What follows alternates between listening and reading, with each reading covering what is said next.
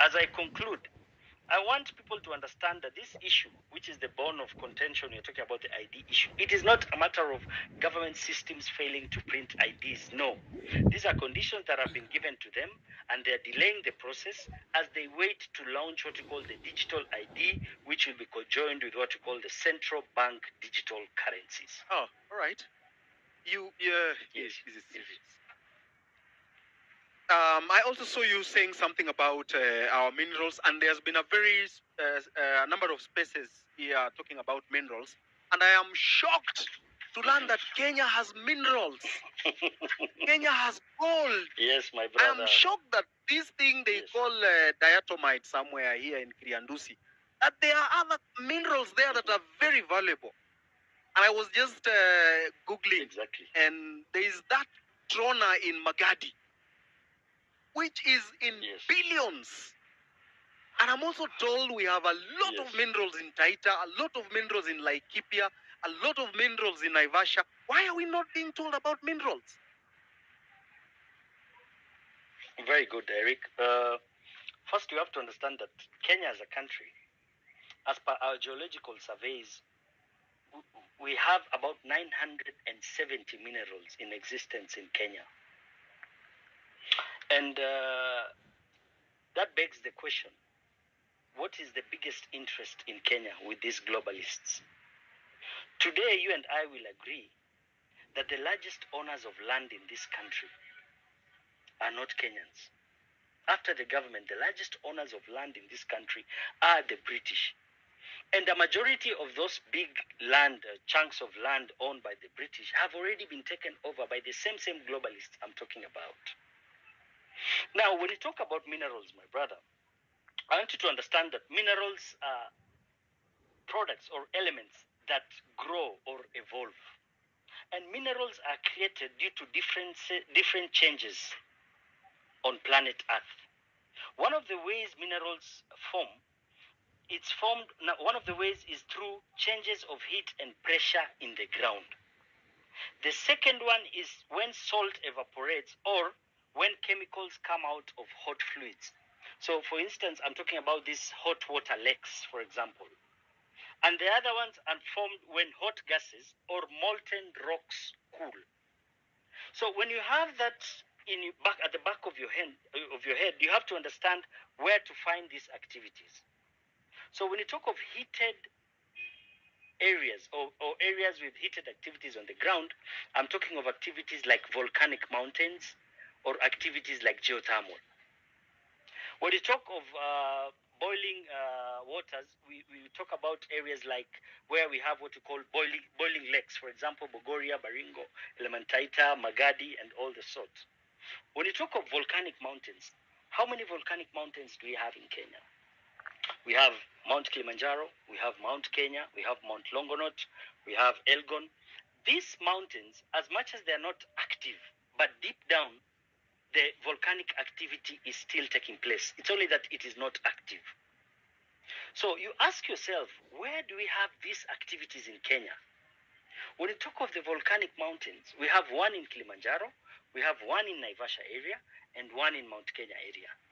The boiling lake activities we have in Baringo, Bogoria, Elementaita, Naivasha area, and in Magadi.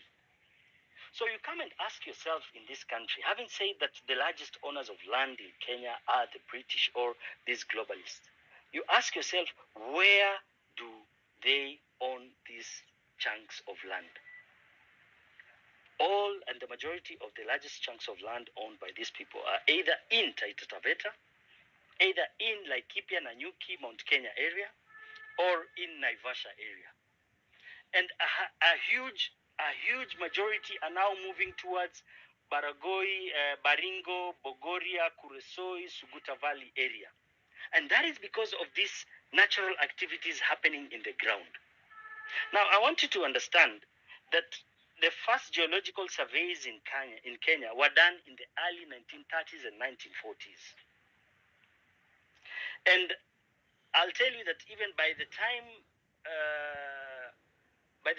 the former Russian ambassador of Kenya was living, he mentioned that by the 1940s, all the big nations in the world had understood the wealth or the mineral rich of this country of ours, Kenya. Kenya is a very wealthy country.